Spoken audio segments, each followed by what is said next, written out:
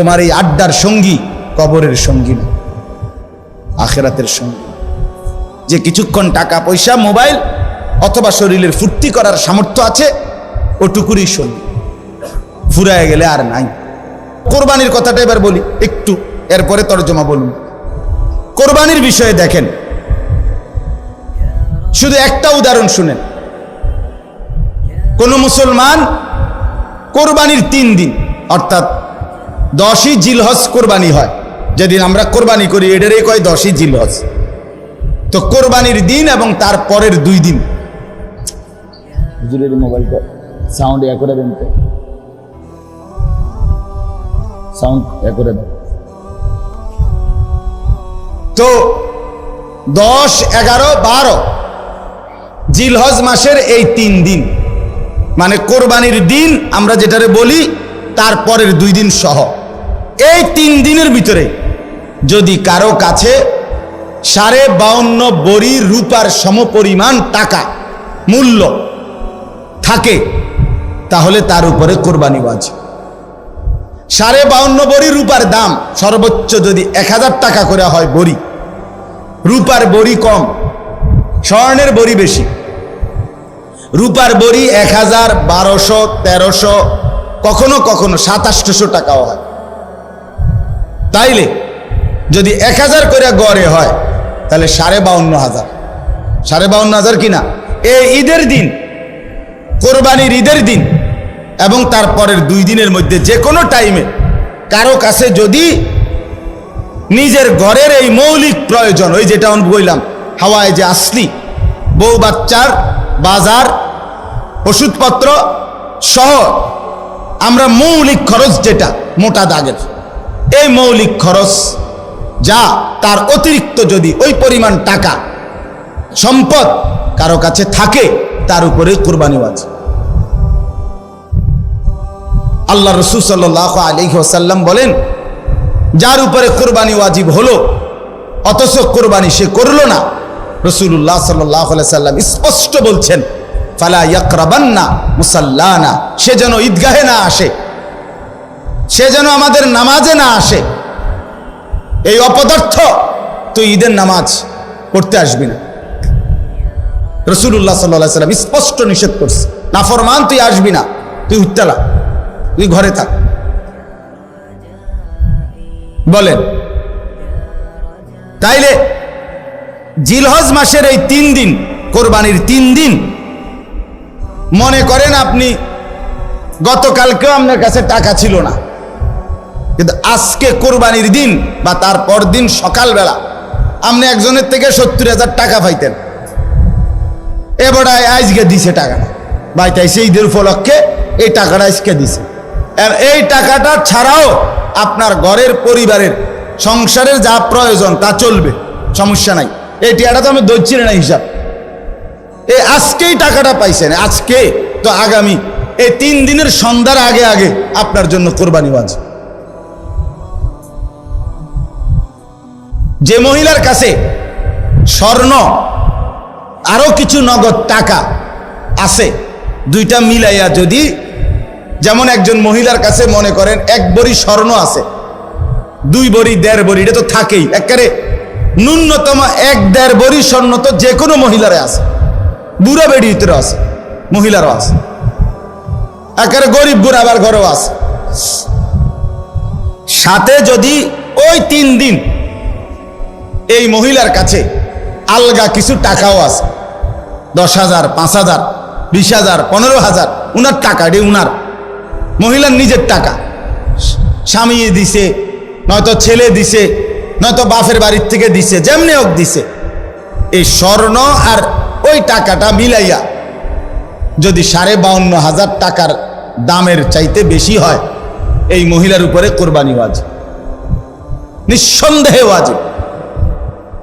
তাইলে 1 বড়ি স্বর্ণের দাম তো হলো 80,000, ওনার কাছে আরো আছে 5,000 ব্যক্তিগতভাবে টাকা, তো 85,000 ধরেন, তো 85,000 টাকা 52,500-এর চাইতে কম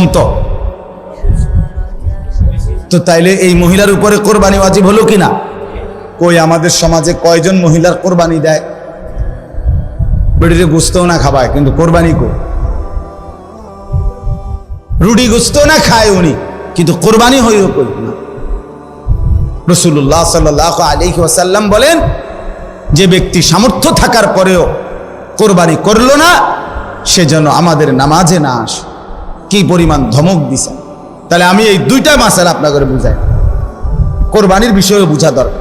আপনি মনে করেন ছেলেটা বিদেশ, অধিকাংশ মানুষের ছেলে বিদেশ আছে, তাহলে সে টাকা রোজগার করে। এখন হে প্রত্যেক মাসে বা 2 মাসে 3 মাস পর পরই বাফেরে 20,000 30,000 টাকা দেয়। এই ছেলেটা বাফের লাগিয়া পাঠায়, বাপ মার লাগিয়া। এখন কোরবানির সামনে এই উপলক্ষে ছেলেটা 30,000 টাকা পাঠাইছে, অথবা অন্যান্য বারের চাইতে 5,000 বেশি পাঠাইছে। ধরেন আগে পাঠাইতো সবসময় 30,000, যেহেতু কোরবানি এই জন্য পাঠাইছে 40,000। কথার কথা 10,000 বেশি পাঠাইছে। এখন এই টাকাটা দিয়া ছেলেটার মা এবং বাপের কোরবানি করছে, বাপমার নামে কোরবানি দিছে। এখন ছেলেটা, তার কাছে তো টাকা আছে, তার তো এই শুধু 30,000 টাকা না, তার কাছে তো তার ব্যক্তিগত জমানো টাকা আছে। তো তার কাছে তো অবশ্যই 52,500 টাকার অতিরিক্ত টাকা তার কাছে ব্যাংকে হোক যেখানে হোক তার কাছে জমা আছে না? কথা বলেন না কেন? তাহলে এই ছেলেটার উপরে কোরবানি ওয়াজিব কিনা বলেন না? তো এখন তার যে বাংলাদেশে তার বাপমার নামে কোরবানি হলো, দিল, তো তাদের সওয়াব হইল, ঠিক আছে, তাদের কোরবানিও হয়েছে, কিন্তু এই ছেলের কোরবানি আদায় হয়েছে নি? কথা বলেন না কেন? তো এই 10 বছর ধরে ফোলাগা বিদেশ থেকে টাকা পাঠায়, বাপমার নামে কোরবানি হয়, তার কোরবানি সে তো গুনাহগারী থাইকা গেল, সে তো নাফরমানি থাইকা গেল। এই ছেলের জন্য তো ঈদের নামাজ পড়তে নিষেধ করছে আল্লাহ, নবীজি সাল্লাল্লাহু আলাইহি সাল্লাম। তুই তো পাপী রয়ে গেলা। তাইলে বলেন কি পরিমাণ মুসলমান, এই চিন্তা হিসাব করিলে কত পরিমাণ প্রবাসী অসংখ্য এমন আছে যারা বাপমার নামে কোরবানি দেয় কিন্তু তার কোরবানি দেয় না। তো বলে বাপমার নামে কোরবানি দিত না? অবশ্যই দিব। বাপের যদি একটা লুঙ্গি লাগে, এর লাগে কি ফুতের লুঙ্গি কিনতো না? কথা কন না কেন? বাপের যদি একটা জামা লাগে, তো এর লেগে কি বাপের জামা আমি দিছি দেখা আমি আর খালি গায়ে আটমু নাকি? তো তাহলে এটা কথা হইল কোনো? বাপের নামে কোরবানি দিলাম দেখা, মার নামে কোরবানি দিলাম দেখা আমি কোরবানি দেব না, এটা কোন কথা? ছেলেটার দোকান অথবা ছেলেটা ঢাকা কাজ করে, চাকরি করে, যেটাই করুক, তে বাইতাইয়া তার কাছে কিন্তু টাকা আছে 60,000-এর বেশি, কিন্তু বাইতাইয়া মাতে না, তার বাপের হাতে টাকা 10,000 দিয়া দেন, আপনি কোরবানি দেন, বুঝতো না খাওন আপনার নামে দেন, আপনি মুরব্বী মানুষ, আপনি মরিয়া গেলে আর পাইবেন কোরবানি। অথচ সে কিন্তু কি সামর্থ্যবান, কথা বুঝেন নাই আমার? তার কাছে টাকা আছে না, এই 10,000 টাকা ছাড়া তার দ্বারা আর টাকা নাই।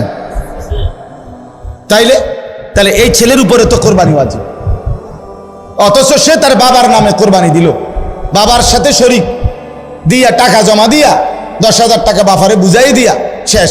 সে মনে মনে ভাবতেছে আমি তো কোরবানি দিছি, এই যে আব্বারে দিছি 10,000, তুই বেটা আব্বারে না 10,000 দিছ, কোরবানি দিছ কই? কোরবানি উপলক্ষে না 10,000 টাকা বাফেরে দিছ, তো তুমি তো সারা বছরই টাকা দাও, তো এখনো দিছ, এটা অসুবিধা কি? বাপমার খেদমত তুমি করবা না? বাপমারে তুমি দিবা না? বলেন কি পরিমাণ ছেলে যাদের কাছে টাকা আছে অথচ তারা কোরবানি দেয় না। বাইটাইয়ে নতুন জামা পিন্দা ঈদগাহে মুসল্লা লইয়া নামাজ পড়তে যায়, কিনতে যাও বেউকুফ, তুই হুতাতে না থাকবি, তুই গোস্ত আনলে গোস্ত খাইবি। আরে বেটা তোরে বেটা ঈদগাহ যাইতে কইছে কে বেটা? এত সকাল ঘুমে তুটছু কিত্তা তুমি? গোস্ত রান্ধা হইলে না উঠবা, তোমার তো উড়াইবেই তোমার আম্মা। এই জন্য এটা শরীয়তের বিধান। অনেক ছেলে আছে বালেগের উপরে কোরবানি ওয়াজিব। অনেক ছেলে আছে ঢাকা চিটাগাং শহরে বন্দরে চাকরি করে, ব্যবসা করে, তাদের কাছে টাকা আছে, হেতে অনুমনে করে আমি ফুলায় ন। তুমি অবিবাহিত মনে করো, অবিবাহিত হইলেও কোরবানি যার উপরে ওয়াজিব হয় তাকে কোরবানি দিতে হবে না? না বউ থাকা শর্ত? কথা কয় না, হয়তো তো এটা বুঝেই না, হয়তো মায়ের বার্তাই দেয় না এটারে, হয়তো এটা কিছুই মনে যায় না। তাহলে এখানে বিবাহিত অবিবাহিত না, তো বালেগ হলেই শরীয়ত সম্মত টাকা, শরীয়ত নির্ধারিত যার কাছে আছে তাকে কোরবানি দিতে হবে। তাহলে অসংখ্য মহিলাদের উপরে কোরবানি ওয়াজিব হয়, অসংখ্য ছেলের উপরে। ছেলেটাই অল্প বয়সী 18 বছর 20 বছরের ছেলেরে বিদেশ পাঠাই দিছে, পোলা বিদেশ থেকে টাকা পাঠায়, বছরের পর বছর বাপমার নামে কোরবানি হয়, অথচ তার কাছে আরো টাকা আছে। তাহলে ওই টাকাগুলোর কারণে তো তার উপরে কোরবানি ওয়াজিব। এই জন্য দয়া করে বাপ, আরো অনেক মাসালা আছে, আমি শুধু বুঝায় বলবো। ও 2 ভাই চাকরি করে অথবা 2 ভাই ব্যবসা করে, দোনো ভাইয়ের আলাদা 2টা দোয়ান, কিন্তু সংসারে একসাথে এমন আছে না? মানে বিড হয়েছে না আর কি, দোনো ভাই, বাপ মাও আছে ঘরে, তো বাপ মার লগে একসাথে খায়। তো কাজে যেহেতু তারা এখনো সংসার ভিন্ন হয় নাই, যাদের ঘরে বউ লইয়া যার যে আলাদা থাকে যদিও, কিন্তু রান্দাবাড়ি এক লগে একসাথে খায় দেয়। তো দোনো ভাইয়েই কামাই রোজগারি করে, দোনো ভাইয়েরই কি আছে, ইনকাম আছে। দোনো ভাই মিল্লাট, এবারটা 15,000, এবারটা 15,000 মিলাইয়া 30,000 টাকা আব্বার হাতে দিয়েছে, কোরবানি দেন আপনি। কারণ আমরা তো একসাথে খাই, গোস্ত তো রাইলে আমরা একসাথে খাও, আমরা কি আর এনে আলাদা খামুনি? তো গোস্তই তো খাওয়া, তো এটা তো আমরা একসাথে আসি, বুঝেন নাই কথাটা? তো এবারে এই 30,000 টাকা দিয়ে কার নামে কোরবানি দিল? বাপের নামে। তো তোমরা যে দুজন সামর্থ্যবান, তোমাদের কোরবানি কই হলো? এই 2 জন, তোমরা যে 2 জনের উপরে কোরবানি ওয়াজিব হলো, তোমাদের কাছে তো 60,000 টাকা বা তদুর্ধ্ব টাকা আছে, তো এটা তোমাদের ওয়াজিব কই?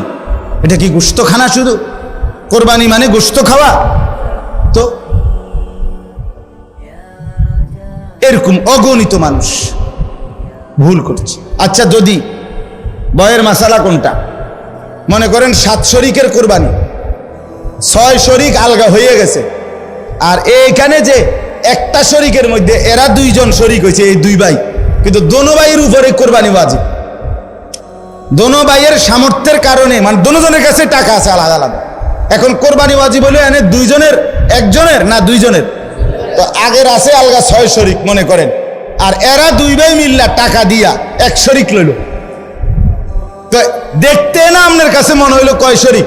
7 শরিক, কিন্তু কোরবানি ওয়াজিব ওয়ালা শরিক মূলত হয়েছে কয়জন? তো একজনের কোরবানিও হবে।